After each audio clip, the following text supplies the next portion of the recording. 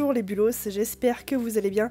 Aujourd'hui, déjà je suis désolée pour ma voix, je parle un petit peu du nez, je suis assez malade. Mais c'est pas grave, ça m'empêche pas de vous monter cette vidéo que je prépare depuis très longtemps.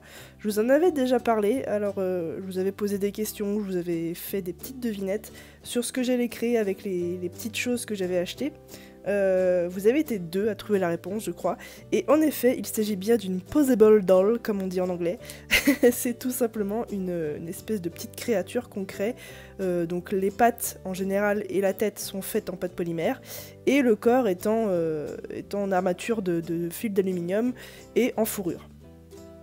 Alors je vous le dis, pour celles qui s'y connaissent un petit peu, ou pour celles qui veulent apprendre, n'allez pas voir ma vidéo comme un tutoriel, ce n'est pas un tutoriel, je l'ai précisé dans le titre mais je le reprécise ici, c'est un speed modeling pour la simple et bonne raison que je ne sais pas faire ce genre de choses. Aujourd'hui c'est un test que j'ai fait pour moi parce que j'avais envie de le faire depuis très longtemps, c'est quelque chose que je voulais tester, et au final je suis contente de ma création mais elle est vraiment bourrée de défauts, donc voilà, je vous explique très rapidement comment je fais, mais si vous voulez savoir comment on fait vraiment, je vous conseille la chaîne de KP Création, je crois que c'est comme ça que ça se prononce. Je vous ai mis le lien en barre d'infos, elle a plusieurs petits tutoriels qui sont vraiment très sympas. Bon, c'est en anglais, mais je pense que les images parlent d'elles-mêmes.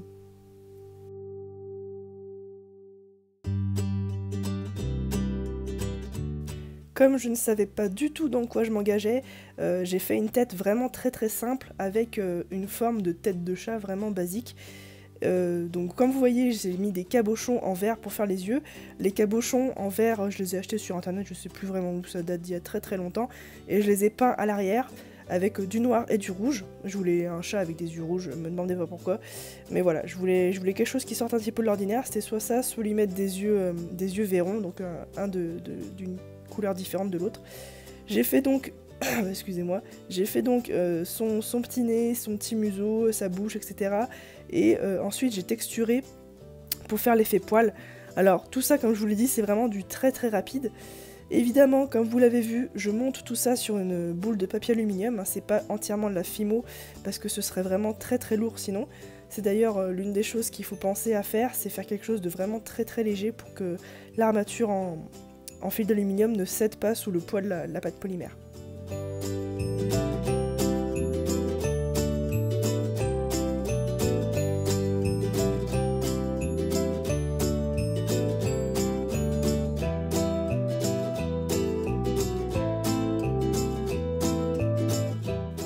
Alors à la base je voulais lui faire des oreilles de chat basiques, hein, droites, mais je me suis dit qu'au final ce serait peut-être mieux de les replier, tout simplement parce que ça les rend plus solides du coup.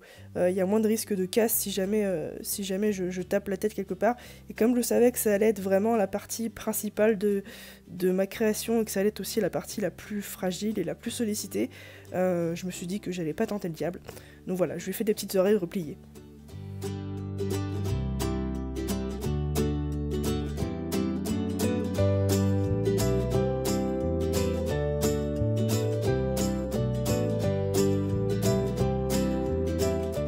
Comme vous voyez, j'ai fait un petit trou à l'arrière de la tête dans la boule de papier aluminium parce que c'est là que je vais y mettre mon fil d'alu ensuite.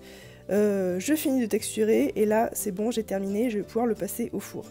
Alors par la suite, je vais recoller les yeux avec de la colle forte, je vais pas les laisser comme ça, et ensuite je vais passer aux pattes. Donc j'ai zappé la partie où je fais le squelette en aluminium, mais pour moi ça me semble assez logique de faire quelque chose, vous faites comme un squelette en fait, donc vous essayez de faire ça propre, et surtout de faire ça assez solide. Comme vous voyez là, il y a 2 épaisseurs de fil d'aluminium qui sont entrelacées, ça permet d'avoir une meilleure solidité et d'avoir quelque chose qui peut se plier facilement et prendre ensuite la position qu'on voudra. Pour les patounes, je fais ça vraiment très simple comme je vous l'ai dit, vu que c'était un test, je savais pas du tout si ça allait finir à la poubelle ou si j'allais réussir ce que je voulais faire. Donc en gros j'ai fait quelque chose de très simple avec des petits coussinets vraiment très rapides à faire. Donc j'ai creusé en fait la pâte et j'ai ensuite remis des morceaux de pâte noire pour faire comme des coussinets qui ressortent un petit peu.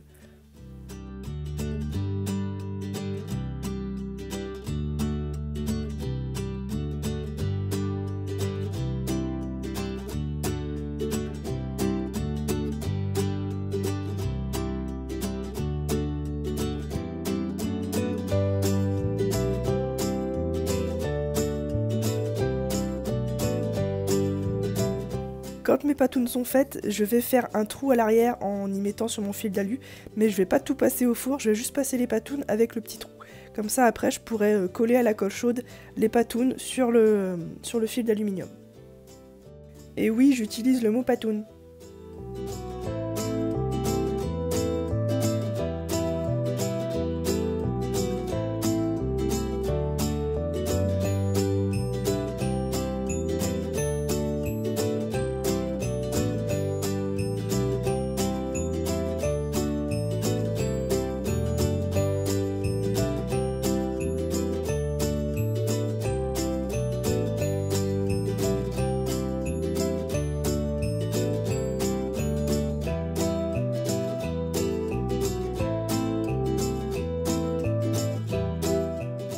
Quand j'ai fini mes pâtes, je vais ensuite les coller à la colle chaude sur mes bouts de fil aluminium correspondant aux pâtes évidemment, et je vais ensuite passer au rembourrage. Donc pour le rembourrage, je me suis pas bien fournie, j'ai acheté ça sur AliExpress, hein, c'était vraiment du pas cher, c'était vraiment pour tester, et j'ai collé mes boules de rembourrage à la colle chaude là aussi.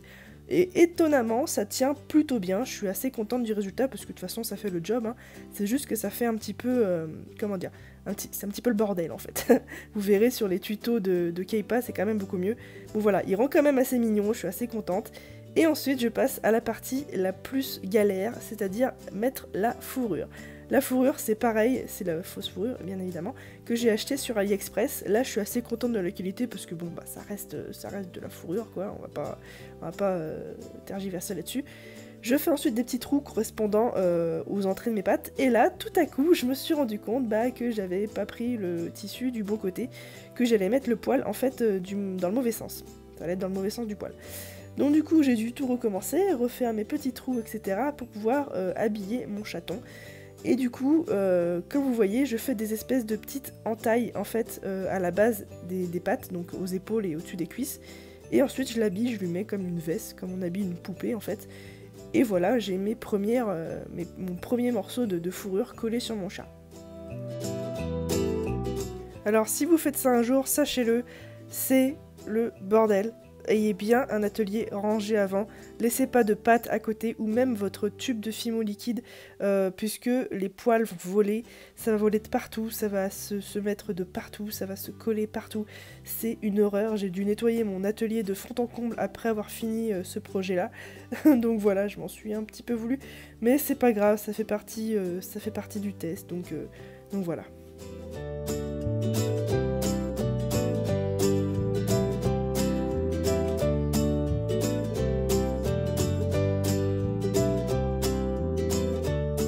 Alors il y a un truc à savoir sur moi, je suis une totale bille en couture, je n'ai quasiment jamais tenu d'aiguille de ma vie, parce que j'en avais tout simplement pas besoin, mais j'ai décidé de m'y mettre avec ce projet, j'ai été obligée en fait, et du coup je m'y suis mise, j'ai acheté fil et aiguille évidemment, et je me suis mise à coudre, et c'est assez satisfaisant je dois dire, de voir ce morceau de fourrure se refermer progressivement sur ma petite bestiole.